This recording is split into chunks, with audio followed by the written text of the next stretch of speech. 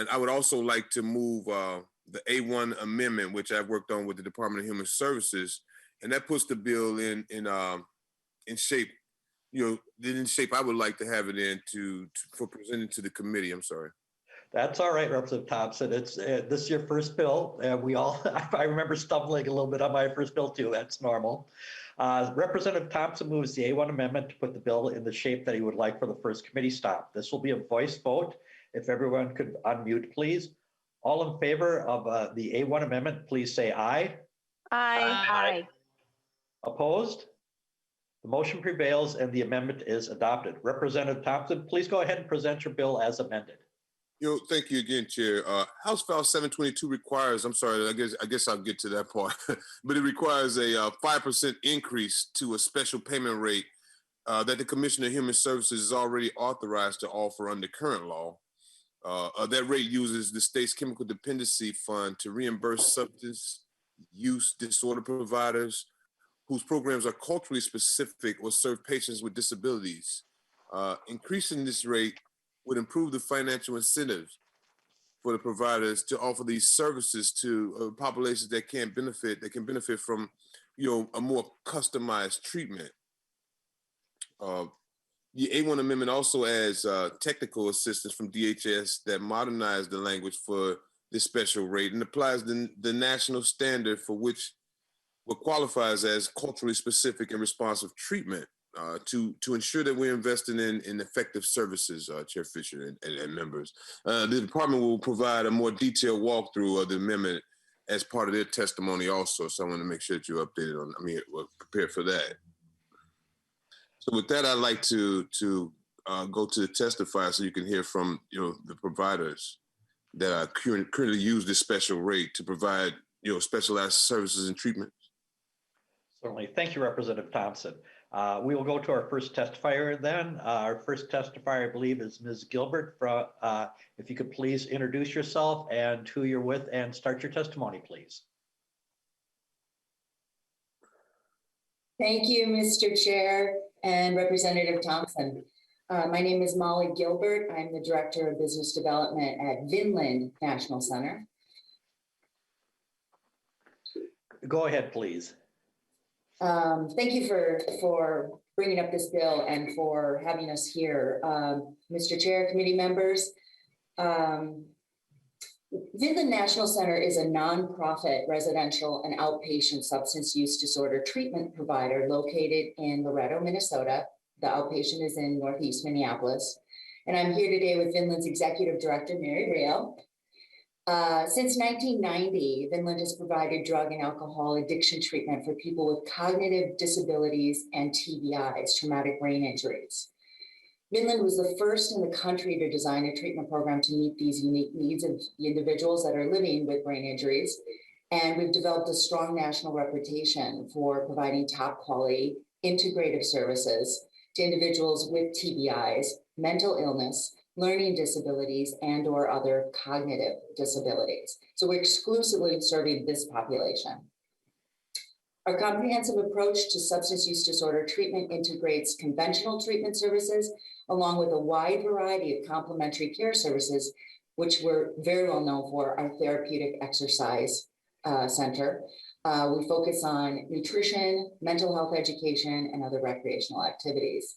We're on about 170 acres of restored prairie, forest, and lakefront. So nature is a big part of what we expose our clients to. As a result, Vinland's program often works for individuals who may have been unsuccessful in other treatment settings. So on average, we don't see a client here at Vinland until they've had 7 unsuccessful treatments. I just kind of want everybody to hear that, because TBI is not recognized. It's not something that other treatment centers are looking for to identify. And oftentimes our clients don't self-identify with it. So it takes people a while to find us and get to us. And we're one of very few in the country, like I said. So because of its specialized treatment program, we're currently part of a subset of SUD providers who are considered culturally specific or who serve special populations and receive a small rate enhancement. Just so you know, since 2013, we received a 2.8% total increase. So our wages have remained very low. Other eligible providers include organizations serving immigrant and refugee communities, communities of color, indigenous communities, the LGBTQ+ community, and others who benefit from a specialized or tailored treatment program. While all SUD treatment providers have been struggling to serve those with medical assistance, this subset of providers has been particularly hard hit by the decreased censuses and increased costs associated with the COVID-19 pandemic.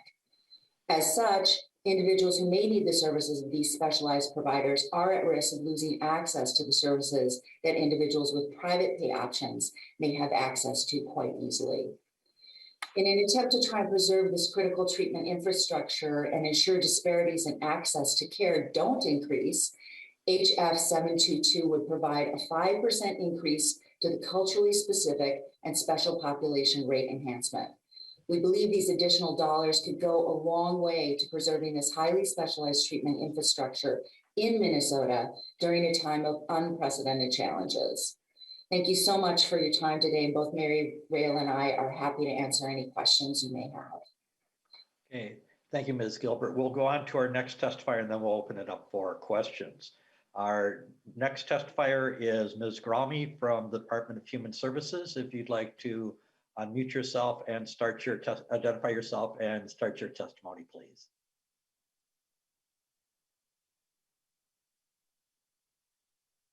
Not hearing you.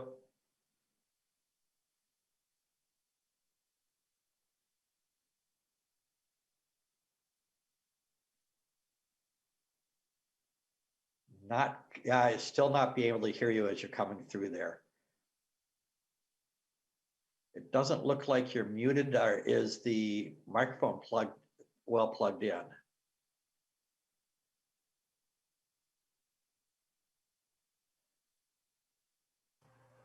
Mr. Chair, if I could recommend, maybe we can see if there are questions from Ms. Gilbert while we get this worked out. Okay, thank you. Great recommendation. While we're working on technical issues there, are there any questions for Ms. Gilbert or for the author at this point in time?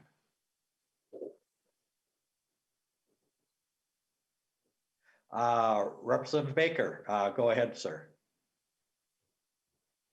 Thank you, Mr. Chair and members. It's great to see my friends from Vinland Center. Good morning, Mary and Molly. It's nice to see you guys. It is a fabulous campus out in Loretto, and if members get a chance when it's a little bit easier to travel about, it is definitely worth a tour. They do amazing things out there, and I'm really proud to be supporting their work and for many, many years. Maybe my question was to Molly. I worked a couple of years ago on getting a rate increase back in maybe 2017, and it was the first one we got through in a long time. And so Representative Thompson, I'm glad you're bringing this forward. I've got a lot of questions about the cultural specific about this, but maybe to Mary and Molly specifically, do you treat people with TBI differently if they have, again, whether they're people of color or not? Do you find that that's what we're getting down to here with treatment for people with TBI, if they're indigenous or if they're African American or white? Do you treat them differently? Is that what you're getting down to? Is that we need different? I want to basically understand this better. Ms. Gilbert. Mr. Chair and Representative Baker, thank you again for your support. No, TBI is the special population. There's no one else in the state that has the clinicians that have the training to deal with this. They go through something called a certified brain injury specialist training, which is very hard. I have a master's degree. I tried it. I took like 2 points. It's not easy. But they're clinicians. They're prepped for this. And so other treatment centers don't offer that. So it doesn't matter, their origin or their nationality or whatever it may be. We serve all of the above, but it is specifically those with the disabilities that are having a hard time getting treatment anywhere else and therefore failing, because what happens is they'll be called non-compliant. Say they go to Hazelden mainstream, which I love, you know, but they go to a mainstream treatment center where they're expected to keep up at a certain rate. And they figure out, the clinicians figure out within 30 days, these people aren't keeping up. And they don't understand that there's a brain injury. So they're called non-compliant, they're kicked out of treatment, and on you go. So I hope that answers your question. Representative Baker. Mr. Chair, thanks. Just a quick follow-up. So I want to, and so I think the key is to understand culturally specific when you were doing that. Are you suggesting that the TBI is what's making it culturally specific? I see the head nodding. Okay, that's what I needed to hear. Thank you very much, Mr. Chair. Okay, super. And I see Representative Backer is out there, but we're going to wait a second because I understand that Ms. Graume is able to communicate with us now. So we'll go to her part and then we'll come back to the questions and we'll start with Mr. Backer. Chair, I don't have a question. I'm just letting you know that I'm here finally. I had internet problem. All right. Thank you, Representative Backer. I appreciate you checking in with us. Ms. Graume, if you'd like to go ahead and identify yourself and start your presentation, please.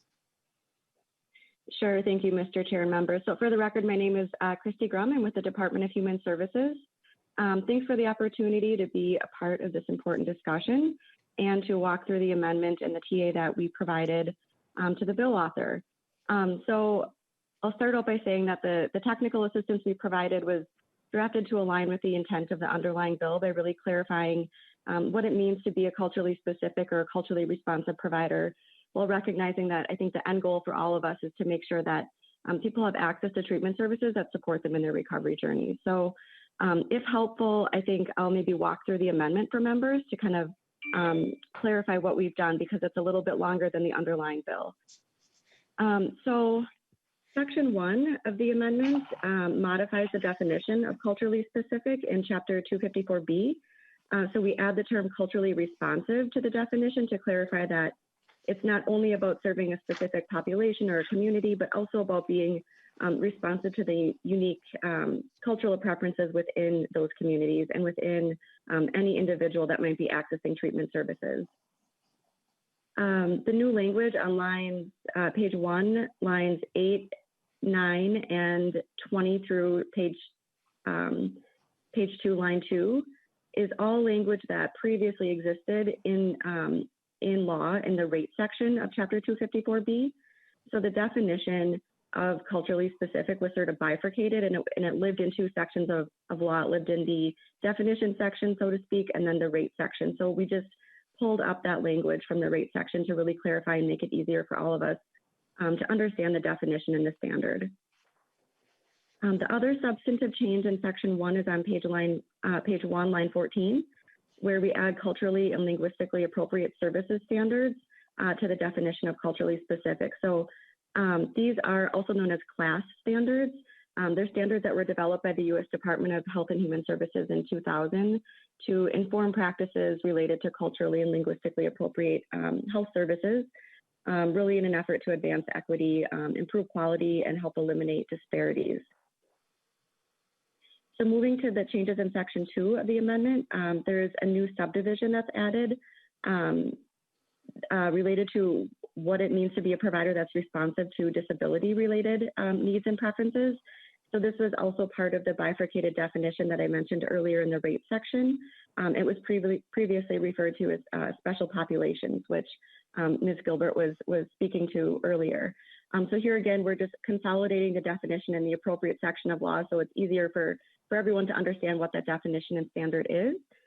We also remove the term special and replace it with disability just to sort of clarify and modernize the language, and then also expand upon what that definition means. So pointing out that it could be for providers who serve people with a variety of physical, developmental, and cognitive disabilities. Section 3 modifies the rate section that I mentioned earlier in 254B. So changes in this section are mostly just cleanup. So page 3, lines 30 to 31 are deleted on account of the changes made in Section 2 with the new addition and subdivision of subdivision 4 of disability-specific providers. The deleted language on page 4, lines 1 through 9 is restated in the definition section in section 1 above that I described a bit ago. And then the added language on page 4, line 32 addresses the disaggregated definition of culturally specific with special populations, just to ensure that both of those provider types would be eligible for this enhanced rate. And then moving to the session law parts of the amendment. So section 5 requires the commissioner to actually implement class standards and provide some guidelines around how we would go about doing that. And then section 6 establishes funding for implementation grants to support providers in transitioning to those class standards. So I hope that summary is helpful. I'm happy to answer questions from members at this time. Thanks. Thank you, Ms. Grami, for that presentation and explanation of the amendment. I see that Representative Frankie has a question. Representative Frankie, go ahead, please. Thank you, Mr. Chair, members. Yeah, I have some questions. So I'll start with the beginning of the bill in section 1. I guess I'm a little bit concerned about, first off, going from 13 lines of a bill to 6 pages overnight. So I've been pouring through this, and I guess I'd like to ask Representative Thompson first, the bill author, was his intent for the increase, was the amendment a result of the intent of the underlying bill, and what his thinking on that was? Representative Thompson. Representative Frankie, can you ask that question again? I didn't hear it. Thank you, Mr. Chair. Representative Thompson, I was just wondering if the amendment was brought after the bill introduction, and the amendment, it went from, basically 5 lines of a bill to 6 pages. Was the amendment brought to you by the agency saying that if we actually need to do this, your initial intent in the bill, we need to completely revamp this overnight and come up with 6 new pages of law? Representative Thompson. Hey, Chair Fisher, if you may, and I thank you for the question. But I just want to share something real quick, if you will, Chair. A friend of mine here, Corey. Right now, he comes by my house every other day, and he shares with me that he's addicted to opioids, Percocets, by the way. And he's sick. He says, "I'm sick, and I want to get help." And I find it virtually impossible to find Corey a facility to get him in so he can get the help. 2 years ago, Ray Jean, my good friend Ray Jean, I called him and I told him I was on my way to his house. So if anybody called, that let him know I'd be on my way. And when I got there, he'd hung himself in his garage. Him too, also addicted to opiates. So it was important to me. This is something that I'm very passionate about, that I get this right. And so I dug in and I did a lot of work with DHS and a lot of others. So there was nobody that said, this is what we want. This is what we need in my community, Representative Frankie. And so I respect your question, but I know that when we talk about culturally specific services needed in our community, like my friends are dying. It's kind of hard to be optimistic in my case when I'm losing my friends about the things that we need. I know that we need this in our community. And so that's why I try to take my time and get it done right. So I'm sorry if it's 6 or 7 pages of paperwork, but it really needs to be done right. And like if it took 10 pages to get done, I would submit 10 pages to you. Thank you. Representative Frankie, any other further questions? Oh, yes. Okay. No, thank you, Mr. Chair. Representative, I would just like to reiterate to Representative Thompson that I agree. I think this is a pretty good bill. It just seems kind of rushed through a little bit. I have some questions about stuff, and we need this all over the state. I agree. My question wasn't the need for it. It was just like, we draft this bill and then overnight we get this other stuff. So I was just wondering, like, did someone come to you and say, like, and I understand because I've been in that position, like, oh, well, if you want to do that, what we really need to do is get all this other stuff done. You know what I mean? Because just the change was kind of expansive. So I think you kind of answered my question. I'll just move on to my next questions, which are more technical in nature, Mr. Chair, if that's okay. Yes, go ahead, Representative Frankie. And I also see Representative Beckerfin has her hand up out there too. So she'll be next after you're done there. This is probably for Ms. Grami, Mr. Chair. I'll start with, my first question is in the amendment, line 1.6, we've deleted recovery focused.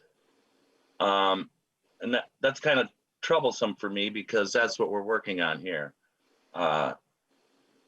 And replaced it with culturally responsive. Nope. So I'm wondering, why did we delete recovery focused? Ms. Grami.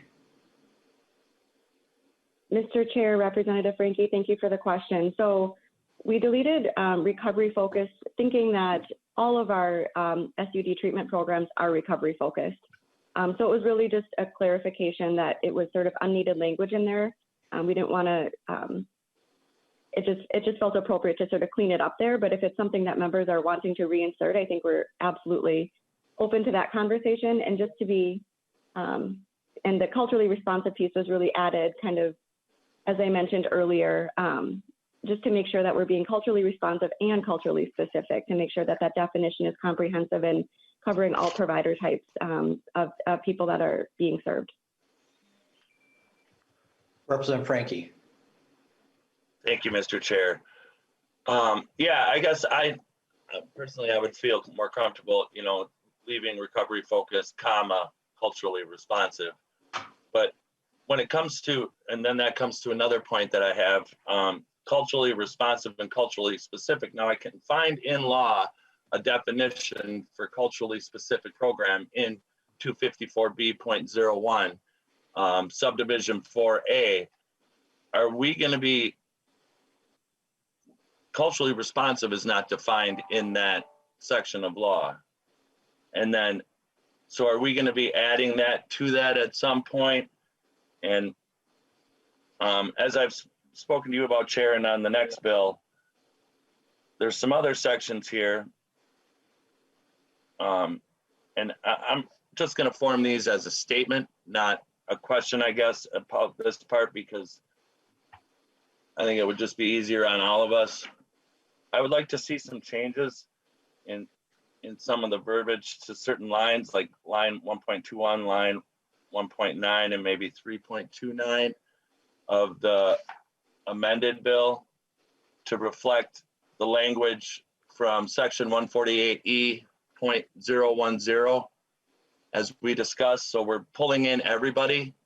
I don't want to leave, and I think it goes to the crux of the bill when we're talking about underrepresented communities, because I want to make sure that we are defining our underrepresented groups and not leaving people out. Our LGBTQ plus, yep. Definitely a physical ability. I really want to make sure we're including all those underserved communities, because as defined in section 148E.010 for everybody's understanding, subdivision 20, underrepresented community, a community that means a group that is not represented in the majority with respect to race, ethnicity, national origin, sexual orientation, gender identity, or physical ability. So I would like to make sure that we're covering all the groups when we're talking about this rate increase, because as we all know, when it comes to addiction and mental health, a lot of these groups are having hard times. And we need to make sure we're taking care of everybody. But Yeah, thank you, Representative Frankie, for that. And that, if I remember right, is because we had the other amendments out on the other bill we're going to hear early, you were able to get that amendment out there. And I would Right. think that would be something definitely is that Representative Thompson would and the department would work to make sure that we have those things, making sure that we're not leaving groups like the LGBTQ community out of there. So the great observation. Appreciate you raising that up for us to make sure that we're not losing that focus. And then I just have one more quick question at this time, Mr. Chair, for Ms. Grom, if that's okay. Yes, go ahead, Representative Frankie, and then we'll move after that. Then we'll move on to Representative Beckerfeld. Thank you, Mr. Chair. Ms. Grom, and you don't have to tell me this right now. You could just get me an email if you like. But I'm wondering, what are the current rates and proposed rates going forward with the additional enhancements on the current rates and the proposed rates? So that, and then how does that fall and ongoing? What are we going to be looking at in the tails as far as moving forward? Ms. Grami. Mr. Chair, Representative Frankie, thank you for the question. So I believe I perhaps did follow up with an email on this, but we are happy to sit down and talk with you some more about this and do a full fiscal workup so that you understand what all of the fiscal impacts are. But the enhanced rate for this particular rate is identified in the CCDTF service rate grid that is on the department's website, and I can share that rate grid with members so you can get a sense of what that rate looks like right now for the various services, depending on if a person is in residential or non-residential treatment, and depending on what service type is being provided. So happy to follow up with more information on that. Okay. Thank you, Ms. Grami. Thank you, Ms. Grom. Thank you, Mr. Chair. You're welcome. Thank you, Representative Frankie. Representative Becker-Finn. Thank you, Mr. Chair. And before I get to what I actually raised my hand about, I did want to just point out, I know it's a little difficult virtually to have multiple windows open, but you know, the underlying bill is about the original language is about culturally specific chemical dependency services. And, you know, when I look at the amendment, what I'm seeing is sort of exactly what Representative Frankie was speaking to in providing those definitions so that it is more clear what the underlying language was referring to. So I think, you know, although is a bit lengthier, I think it's making the bill better, which is the whole point of bringing an author's amendment forward after hearing from the department and other folks. But really, I just wanted to speak to and thank Representative Thompson for bringing this forward. Just as a personal example from my own family, you know, specifically for a lot of Indigenous folks, but I'm sure the same is true for others who are struggling with addiction. You know, the dominant treatment strategy is sort of the, you know, the model, the AA model. And there's a lot of reference to God and a lot of that kind of language. And that language doesn't resonate with folks who maybe grew up with a more traditional understanding or, you know, came from a different background. And so that's why this is really important. I actually have a family member who has benefited from the services at Vinland because they were able to get that more nuanced, culturally specific treatment that was the one that stuck. And so I think this is incredibly important if folks, and I know a lot of folks, and a lot of us on this committee, that's one of the reasons we're here, but have either struggled or have family members and friends who have struggled, and it doesn't always stick the first time. And sometimes it takes lots of tries. And so it's really good to have these alternative programs that are more culturally specific, because hopefully those are the programs that stick, and those are the ones that really help people move forward and get through this stuff. So I really thank the testifiers and everyone who's working on this. This is a really important bill. Thank you. Thank you, Ms. Becker-Finn. Representative Baker. Mr. Chair, and again, if you've got other testifiers, I can wait till the end. I just wanted to make sure I had a few other comments, but if you've got other testifiers, I can wait. We've had all our testifiers. Okay. Go ahead. So this is a perfect time. Thank you. Thank you, Mr. Chair. I didn't want to jump in. And again, I think what Representative Becker-Finn just kind of mentioned was important. And Representative Thompson, I also want to thank you for bringing this bill forward. This is important. And I think what I hear you saying is that we need to modernize our language. And I think that's what I heard Representative Becker-Finn kind of suggesting too, because I am admittedly unfamiliar with how the deeper dive on culturally specific means. And I'll just say that because I want to understand it better. And because of my work in the addiction world and with our chemical dependency folks that are working their tails off to help people, when we start changing this direction or the definitions, I want to make sure we keep up. So let's make sure that we kind of understand the process. We're talking about a 5% increase for really everybody that is needing help in these specific issues and disabilities, and I understand that and completely get that. But I think part of what I heard my friend Representative Frankie asking was just it was confusing because it seemed at first that we were putting folks in more silos than we don't need. And I want to make sure to Ms. Gami from DHS that I have that right. We want to get the language right. I support an increase, and also to Representative Thompson. What I learned the hard way here in this session, or not this session, but from my time here in the House, is we can't write bills just because we all have emotions and families tied to this, but it helps drive our focus. And I'm just committing my support to you, Representative Thompson. If you have questions and want to know how the addiction services are working and how do we get rate increases, I'm more than happy to work with you. I've hit my head many times on the wall. I've learned some hard knocks.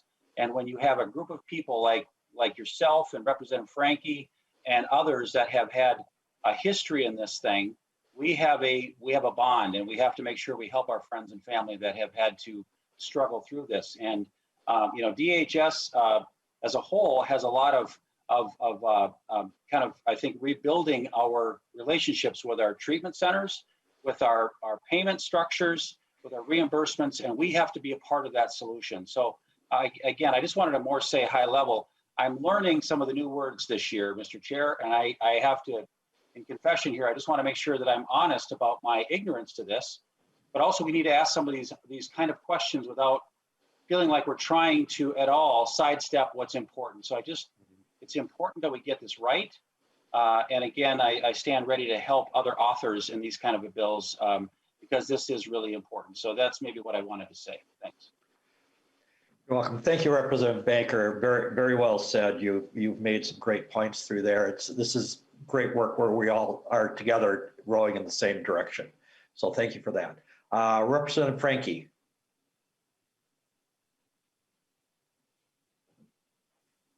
Thank you, Mr. Chair. I also want to thank Representative Thompson for his work on this. This is, as we can all agree, a needed area to delve into. And I just wanted to share a little story about, and it kind of piggybacks on what Representative Baker was saying about understanding and not knowing. And I think that all boils back to communication. And when we're working with policy like this on such delicate issues, sometimes it is just a simple story. It is just about reaching out and having that communication with each other. As you and I spoke yesterday, Mr. Chair, when I was asking questions about the class, the culturally linguistical appropriate services and what the standards were, and was there a national standard, which the question was now answered by Ms. Grom in her presentation. So we did get that answer. So that was one question I did not have to ask. But you had brought up, about deaf people, and we're not only we're talking about all kinds of issues, and I'm very grateful that the physically challenged are included in this, because I brought up to a friend of mine that when we were talking about increased rates and how we were going to be helping people, and it's like, well, I don't understand that. And I said, well, let me tell you a little story about years ago when I was battling my demons. I said I was at a place and we had a deaf person in our facility with us, and they would have to bring in an interpreter to sit in group. And then also we would learn sign language a couple hours a week so that we could communicate with somebody within our group setting. I said, so that's an added cost, and that's why we need to make sure that the reimbursements rates are covering those things to help those people, to help the people with different challenges. So once again, it just goes to communicating, making sure we're getting it right, making sure, you know, that the words do matter, that we are covering everybody. So I want to thank you, Mr. Chair. I want to thank Representative Thompson and everybody for getting this right, and look forward to continuing. And yes, I would also like to let Representative Thompson know if you ever have any questions, feel free to reach out to me also. Thank you. Welcome. Thank you, Representative Frankie. There being no further discussion, Representative Thompson, do you have any final comments? Yes, thank you, Chair. I do, just listening to all the comments, I did recognize that we're all trying to get to the same place. We're just in different cars. And I think we'll get there. We only get there together, though. So I thank you, Representative Frankie, for your comments. Thank you, you know, especially when you point out, because we don't want to leave anybody out. Like, everybody needs this. And so I want to say thank you for your comments. And I will be reaching out, but no further comments, Chair. Okay, thank you, Representative Thompson. There being no further discussion, Representative Thompson renews his motion that House File 722, as amended, be recommended for referral to the Human Services, Finance, and Policy Committee. The clerk will take the roll. Fisher. Fisher, aye. Frederick. Aye. Frederick, aye. Frankie. Frankie, aye. Frankie, aye. Backer. Backer. Okay. Baker. Baker, aye. Baker, aye. Becker Finn. Aye. Becker Finn, aye. Hanson. Hanson, aye. Hanson, aye. Katiza Wattoon. Aye. Katiza Wattoon, aye. Lippert. Lippert, aye. Lippert, aye. Moeller. Aye. Moeller, aye. Pearson. Pearson, aye. Pearson, aye. Thompson. Thompson, aye. Thompson, aye. Backer.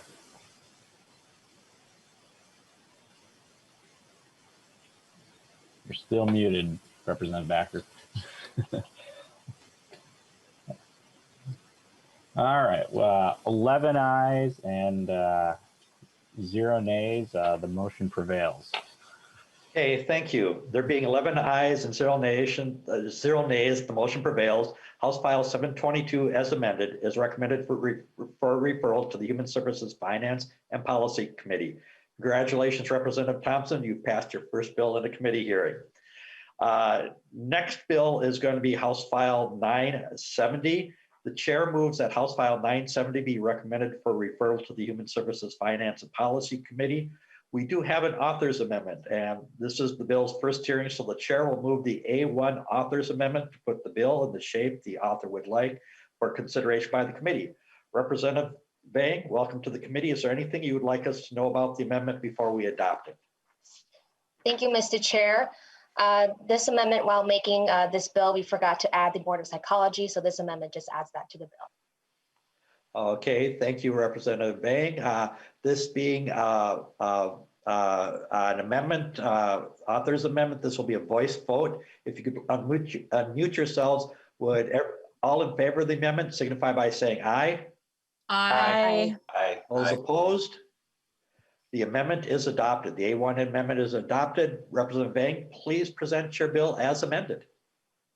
Thank you. Mr. Chair, I believe we also have another amendment too. Should we do that one first before I proceed with the bill? Why don't you go ahead and present your bill, and then we can go to the A2 amendment that is proposed out there. Sounds good. So thank you, Mr. Chair and members of the committee. I'm happy to present House File 970. This bill addresses a long-running problem, a shortage of mental health providers. For a long time, poor access to mental health care included rural communities where individuals are less likely to have a mental health treatment facility than metro counties.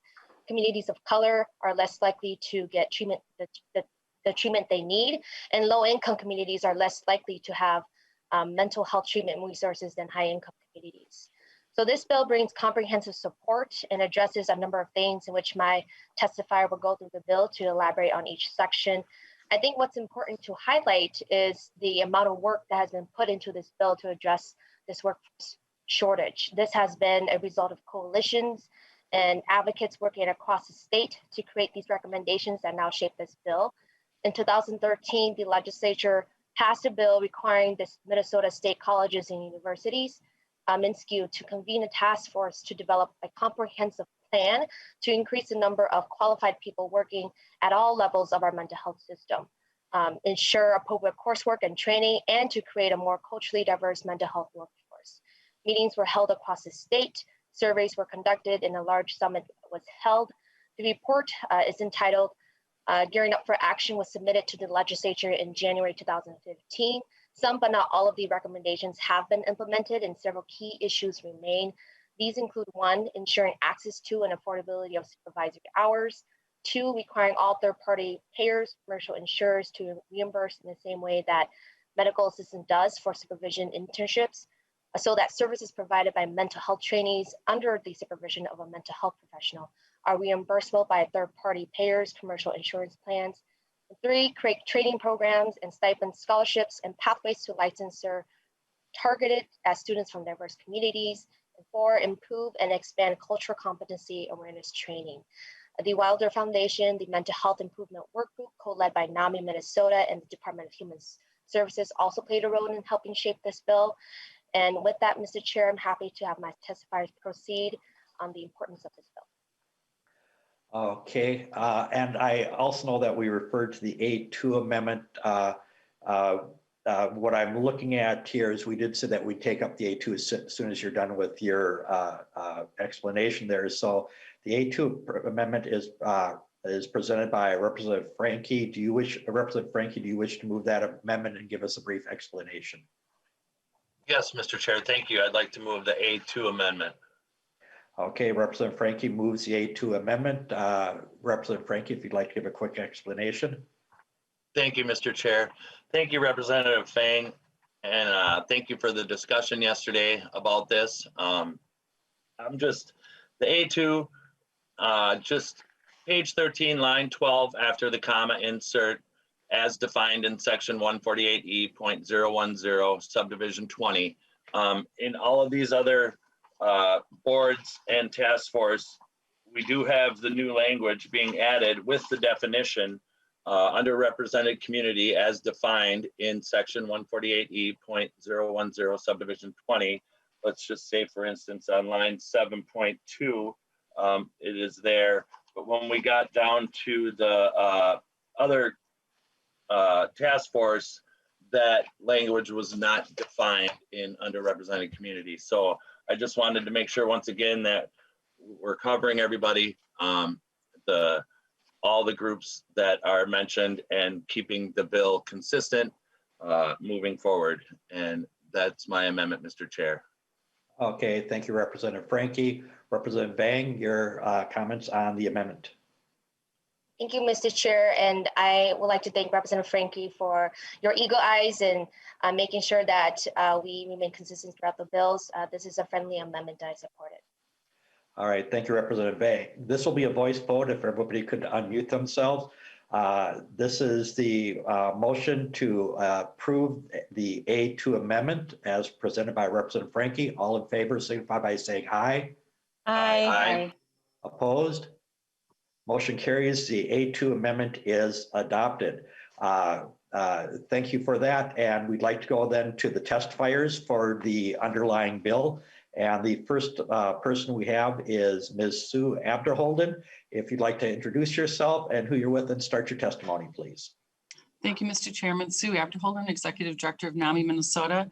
I have 4 short slides. If Mr. McCall could put them up just to provide some data for folks.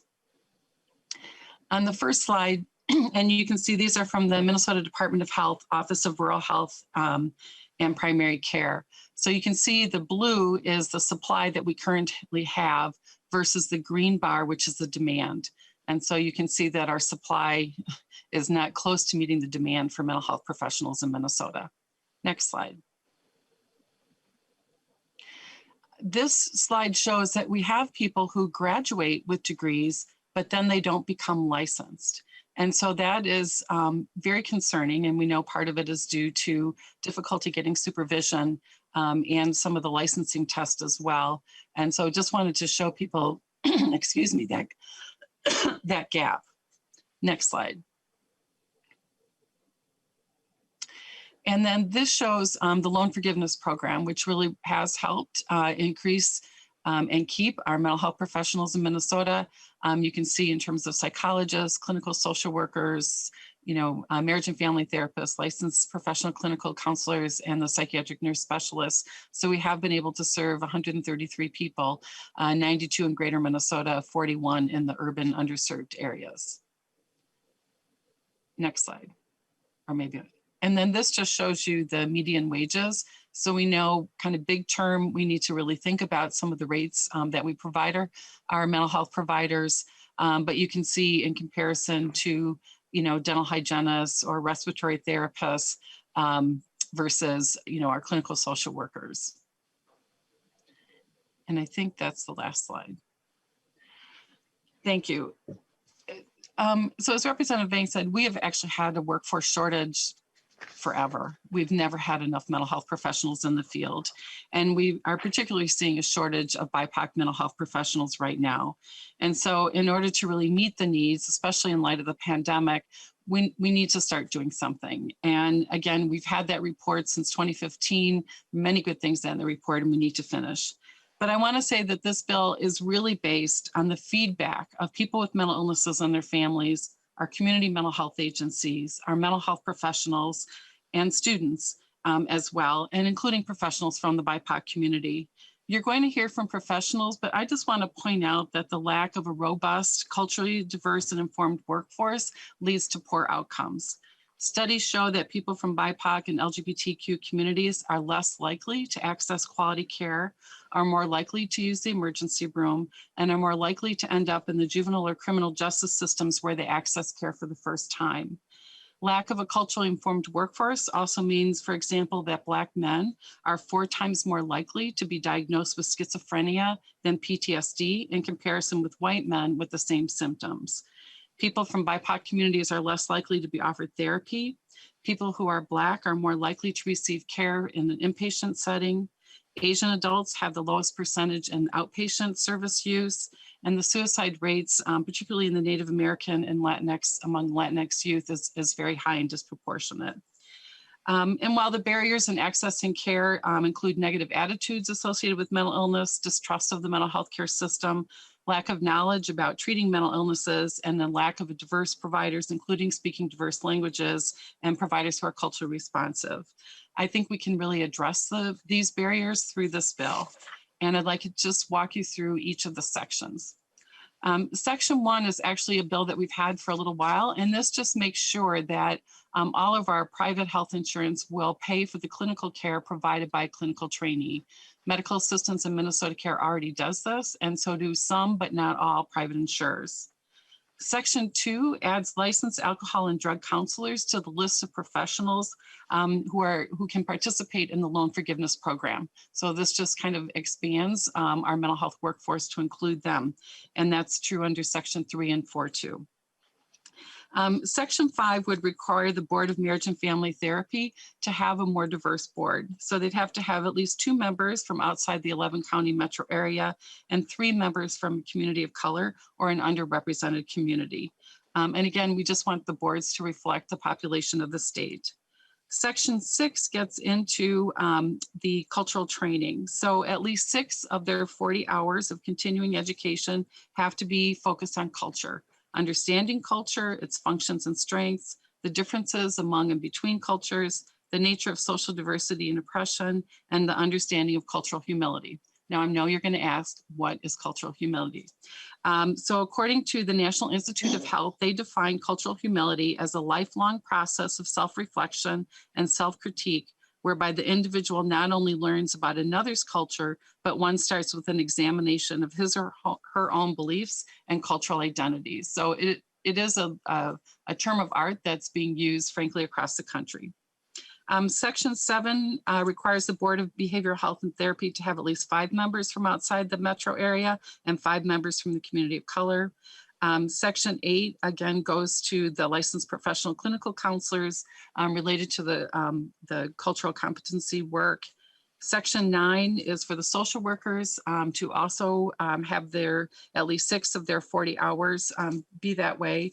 And I do know that there were some questions about, why do we need to do this? I will say that 7 other states require cultural competency for their social workers with hours ranging from 1 to 6 hours. 7 other states require this for psychologists ranging from 2 to 6 hours. And so I just wanted to mention that other states are looking at doing this as well. Section 10 expands who can be a mental health practitioner. What we wanted to do was to include a student who's an undergraduate or a graduate in social work, psychology, or counseling program. You have to complete a practicum or an internship, and it's very difficult to do that work for free when you're also trying to go through school. And if they're a mental health practitioner, then the organization that is providing the supervision can actually include their work in terms of billing for services. And so that will address a huge barrier that we've seen. Section 11 expands the use of some of the mental health grants controlled by the Minnesota Department of Human Services to include paying for supervision for clinical trainees from BIPOC communities and also paying for traditional healing practices in the Native American community. You did a small part of that under the opioid bill, but we also want to include this to mental health treatment as well. The issue that this addresses is that, again, we know that more people graduate from graduate school programs than are licensed, and a lot of this is because they can't pay for the supervision. Section 12 creates a culturally informed and responsive mental health task force, and their focus is really to help us continue to look at this issue and make sure that our workforce is actually meeting the mental health needs of Minnesotans. Section 13 creates a work group to discuss possible alternative pathways to licensure without sacrificing quality. People are not passing some of the national exams, often people whose first language is not English or clinicians from BIPOC communities. Many are missing it by just a few points, but it does not mean that they won't be good clinicians. There's also been questions as to the test being culturally informed. And so what we want is for the boards to come together, discuss the barriers to licensure, any data that we can find, and develop recommendations. I want to point out that's developing recommendations.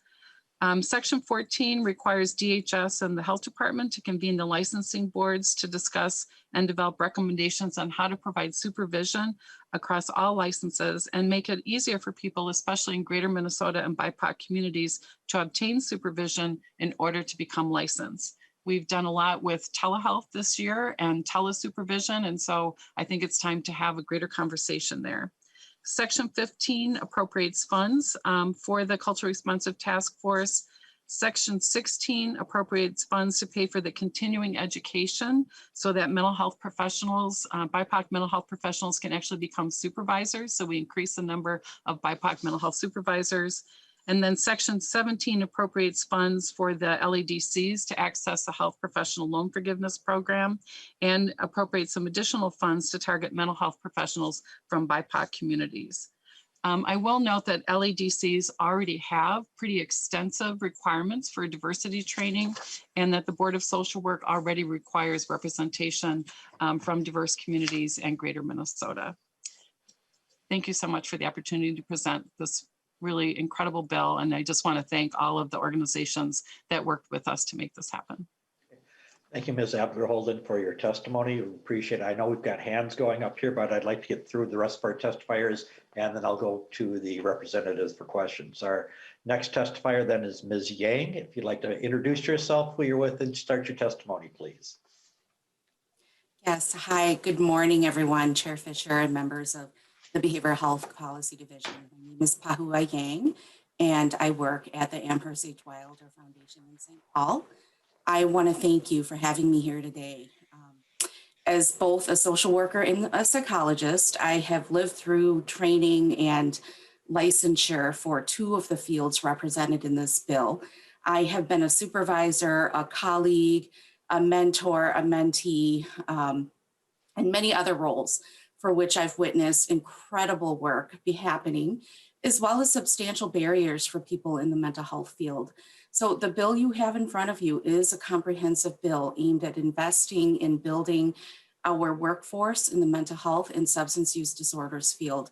Both the workforce, well, really the workforce we needed yesterday, the workforce we need today, and for sure the workforce we'll need for tomorrow, especially if we want to build a better mental health system that works for everyone. The future of the mental health system rests on decisions that we need to make today or now in this time. There are many elements to this bill that I could speak about, but I want to specifically talk about the need to find alternative pathways for licensure for mental health professionals. For over 20 years across 2 states, and certainly in my 12 years at Wilder, I have watched colleagues, both at Wilder and in the community, repeatedly fail national board exams. My initial bias was they just weren't studying hard enough. But then I began to understand that I was seeing a different iteration of the same issues I've seen my entire life. That is actually, we have a whole field in psychology devoted to understanding how different populations score on different tests, especially standardized tests. So I'd just like to note that. And, you know, honestly, it reflects some of the work that I was doing when I was working in higher education with first generation college students and students of color, where I would see the same patterns. Students who were coming in with 4.0s, ranked number 1, 2, 3 out of 400, 500 students whose ACT scores were 16, 17, 18. And for those of you who haven't seen an ACT score for a while, those are pretty low scores. Ooh. I have staff at Wilder that have graduated from accredited programs, many of them nationally ranked. I have 2 women who have doctorates from APA accredited schools who can run circles around me as clinicians. And I say that without false modesty. That is just the truth. They are pioneers and leaders in our field. One of them is leading a team doing work with some of our most vulnerable children and families in a way that no one else in the country is doing. And we are getting results. The other one has an area of expertise that makes her the only one in the nation that has that expertise. And yet it took one of them over a decade and 5 times to pass the EPPP, which is the national exam for psychologists. The other person hasn't passed yet after 3 tries and has chosen a different path at my encouragement so that I could finally pay her the salary for the work she was already doing. And yet I count myself lucky among the lucky few who can say to my staff, you will have a job at Wilder whether you pass the test or not. Some of my colleagues can't do that. I have seen highly clinically skilled colleagues who have lost their jobs because of lack of licensure. And some have left the field completely, which breaks my heart. Think about the significance of this. In a time when we don't have enough workforce, we have highly competent people leaving the field simply because we, and I count myself in that, we have not been able to offer a different way to evaluate their competence for licensure. But there are also additional costs, even if people stay in the field. In our field, without a license, there is no career advancement. You make less than other people. You don't have the same title when you're doing the same work, and you can't practice independently. And too many times, highly skilled, culturally competent clinicians are getting supervised by people with less experience, but people who pass the test. I'm here today to ask you as leaders in our state for help. We have a moment where we can keep choosing the status quo. We can keep choosing to do what we're doing, knowing that we are not building the workforce we need for Minnesota, or we can choose to do something different. We can choose to build a system that works for all Minnesotans by investing in our workforce. We can choose to do the right thing during a time when doing the right thing can feel really hard. And for me, this bill represents the opportunity to do that. So thank you for hearing me today. You're welcome. Thank you, Ms. Yang, for your testimony and for sharing what people are experiencing out there, for the work that you're doing. Next person we have to testify today is Dr. Garrett. Dr. Garrett, if you'd like to introduce yourself, who you're with, and start your testimony. Sure. First of all, thank you, Mr. Chair Fisher and members of the Behavioral Health Policy Division. I am a licensed psychologist who has practiced in Minnesota for 40 years. I'm also the president of the Minnesota Association of Black Psychologists. Most of the Black therapists achieved their degrees during the time of affirmative action during the late 1970s and 80s, when universities intentionally recruited Black students. Since then, the number of Black students in clinical programs have consistently declined. Approximately half of the Black students have now, Black therapists have now retired or returned home to care for aging parents. The result is a crisis in Black mental health care. Other communities of color and rural communities also have extreme shortages of mental health professionals. There are Africans, Hmong, Latinos, and Native Americans living in every county in Minnesota. However, there are 9 counties that have no mental health professionals and many areas that just have one provider. In addition, there is a shortage of Caucasian providers who are culturally competent in BIPOC and rural mental health care. Therapists without training in BIPOC, LGBTQ, and rural mental health are likely to misdiagnose clients, which often results in either inappropriate treatment, harm, or delayed care. The consequence is clients having failed care repeatedly and then needing expensive treatments such as inpatient hospitalization. With the opioid crisis, methamphetamine, and alcohol addictions, long-term stress from the COVID-19 pandemic, and social justice issues from the George Floyd event, there's a perfect storm for mental health disaster in Minnesota right now. As you know, mental health providers are essential to a healthy society. They help maintain a productive workforce, improve academic achievement, supports healthy families and communities, offers disaster recovery supports, and reduces medical, incarceration, and social service costs as well. A significant barrier to becoming a mental health professional is the cost of education. Also, low reimbursement from insurance companies and Medicare, and low salaries that cannot compensate for high student loans. Many small communities in greater Minnesota cannot afford the salary of a mental health professional without loan forgiveness. BIPOC therapists also serve populations that require high unpaid services, such as citizenship medical waivers and advocacy dealing with systems issues, thus reducing their compensation for care. This bill provides a comprehensive array of strategies that address building a more informed and competent mental health workforce in our state.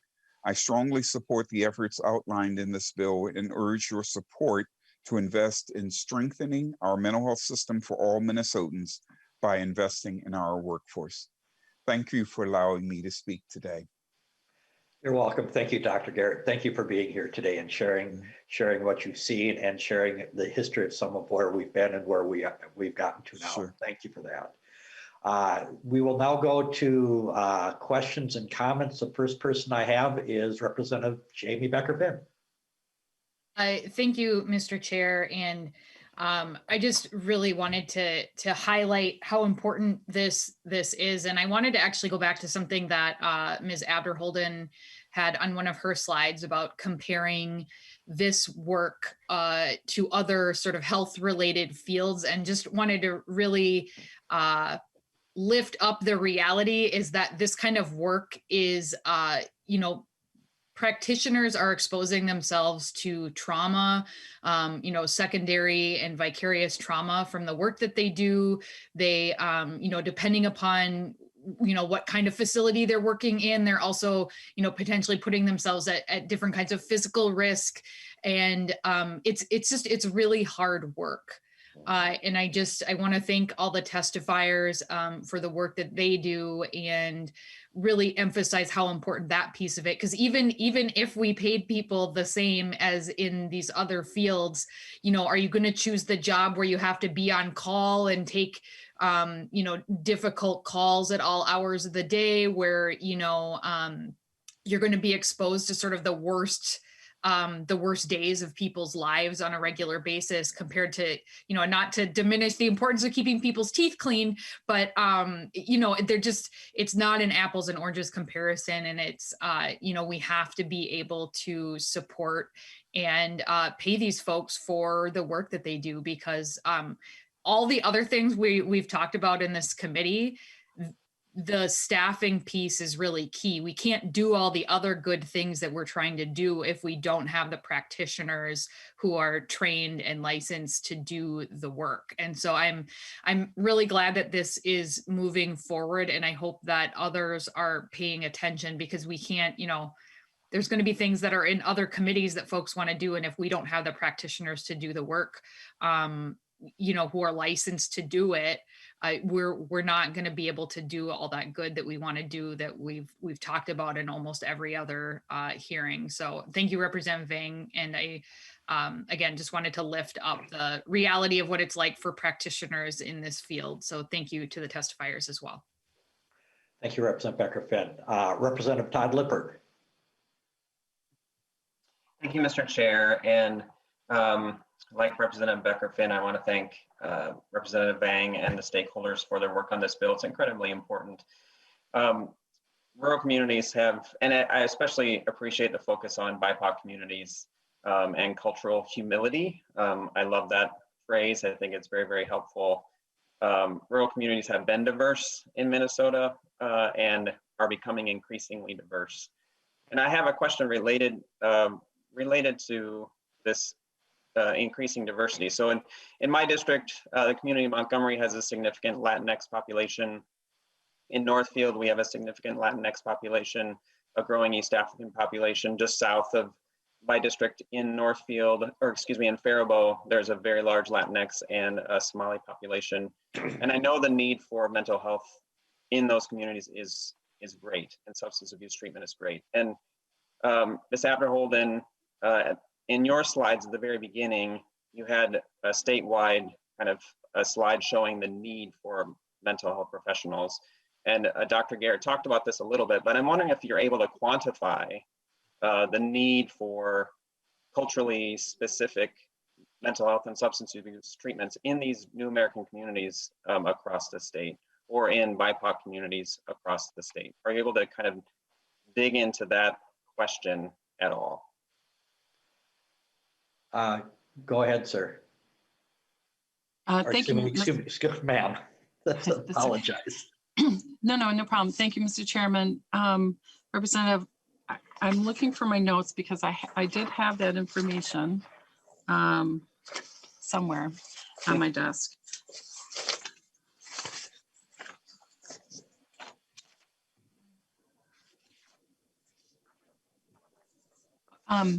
So in 2017, 29% of bachelor's, people earning their bachelor's, and 34% of people earning their master's from Minnesota's mental health post-secondary programs were people of color.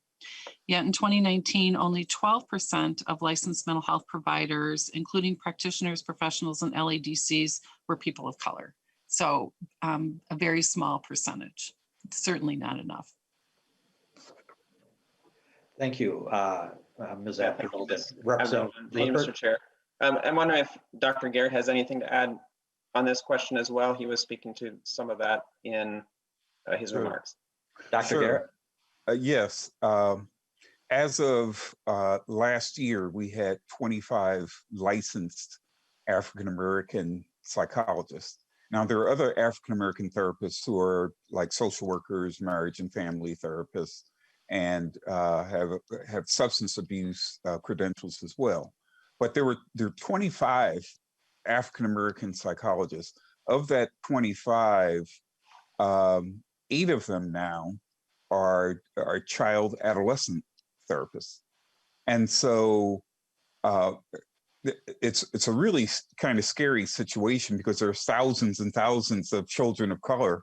And just looking at the African-American children, there clearly are not enough therapists for African-American children, but for adults as well. And of that 25, about half of them are of retirement age already. Already, we're at that point.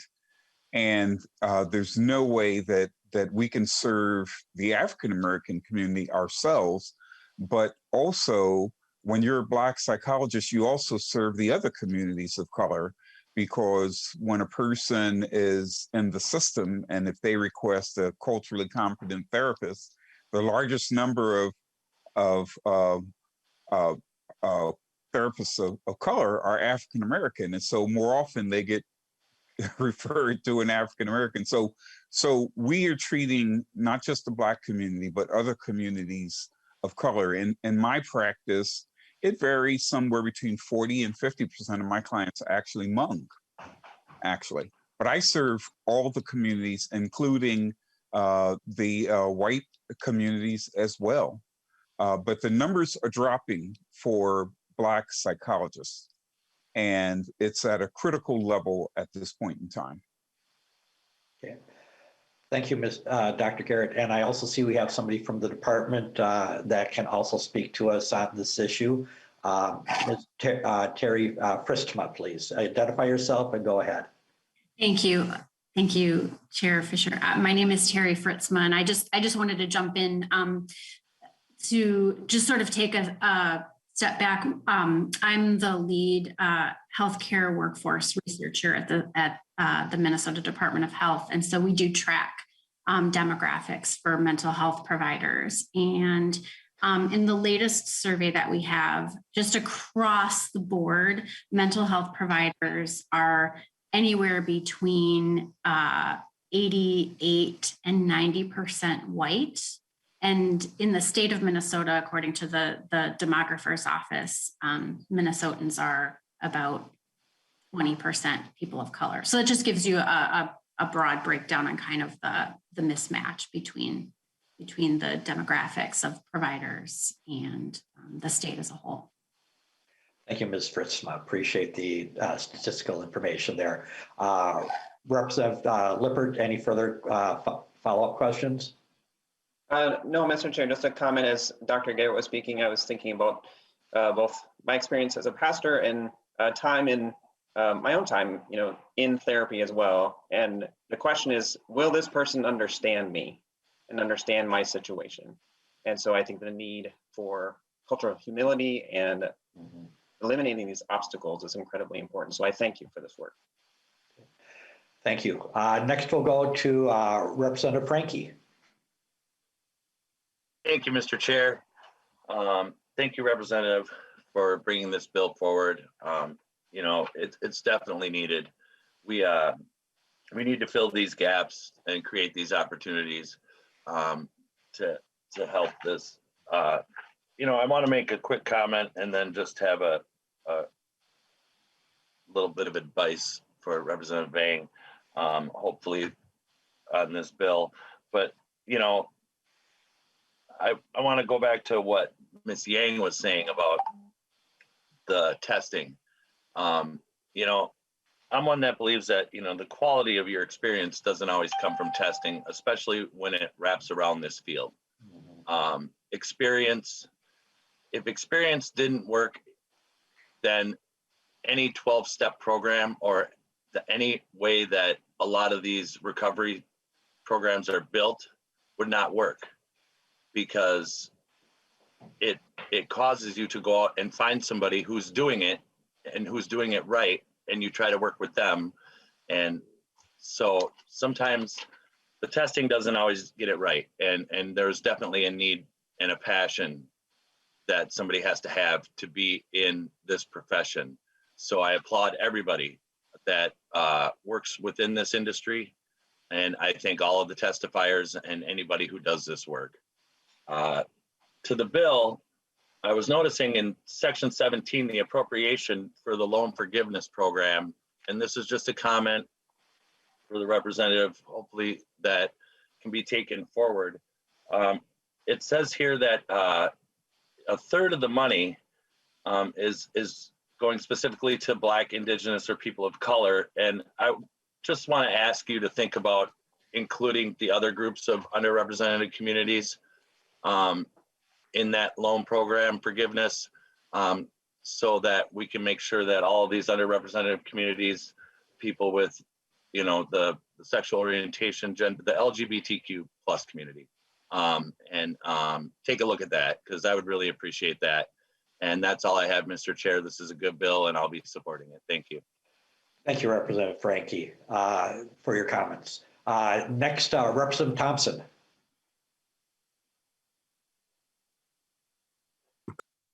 Here, with the here, the importance of first of all the conversation, but also of the work. For myself, you know, after we lost Philando, I lost my mother. I lost my mother like right after, a few weeks after, and then like a few weeks after that, my son was shot 6 times at a funeral. So I didn't see this 20-year-old kid. I just saw like the little baby I used to lay on my chest. But I would come out of that and like go back to work, and I just work extra hard. And people at work was like, well, you need to go and talk to somebody. And I always said, man, I'm not crazy. I'm not going to see a psych. I'm not going to see a behavioral. Nothing's wrong with me. But I did. I scheduled some time to see a behavioral health specialist. And one of the first things I said, because it was somebody who could resonate with what I was going through, was, man, I was crazy not to come and see you. That was one of the first things I said. So I admit myself, like we walk around with this armor on, like we have no kind of, like especially men, we walk around like we just have no. And so I just want to say this is really important to me, and I want to thank you, because this conversation, like it needed to be had. And what better place to have it than here with this body who can actually create the change we want to see. And I want to say thank you again to Representative Frank for your words and including everybody. Like because this is just not a white thing. Everybody suffers from mental health. And we think we don't have problems, when we really do. We do need to see somebody. So I say thank you again, guys, for this conversation. Welcome. Thank you, Representative Thompson, for sharing your background and sharing what you've been through and how important what we have in front of us is today. And I want to thank the entire committee and our testifiers. That these are tough issues, and it's important that we get these right. And we appreciate the focus that Representative Vang has brought forward for this bill, the people who are willing to come forward, share what they've seen, what's happening now, what's been happening historically, and where we need to go forward. And it also represents how this is everybody working together. This is not Democrat versus Republican. This is all of us coming together, because that's what it's going to take to continue to solve these problems. And I appreciate the dialogue that we've been able to have today, and I encourage that we continue this. I encourage that as our authors of the bills that have been working on them today continue to reach out to Representative Frankie, Representative Baker, the folks on the Republican side who are just as passionate on these issues, to make sure that we're getting it right, so that we've got a system that works for everybody as we go forward. Seeing no other comments or discussion at this point in time, I renew my motion that House File 970 as amended be recommended for referral to the Human Services Finance and Policy Committee. The clerk will take the roll. Fisher. Fisher, aye. Fisher, aye. Frederick. Aye. Frederick, aye. Frankie. Aye. Frankie, aye. Backer. Baker. Baker, aye. Baker, aye. Becker, Finn. Aye. Becker, Finn, aye. Hanson.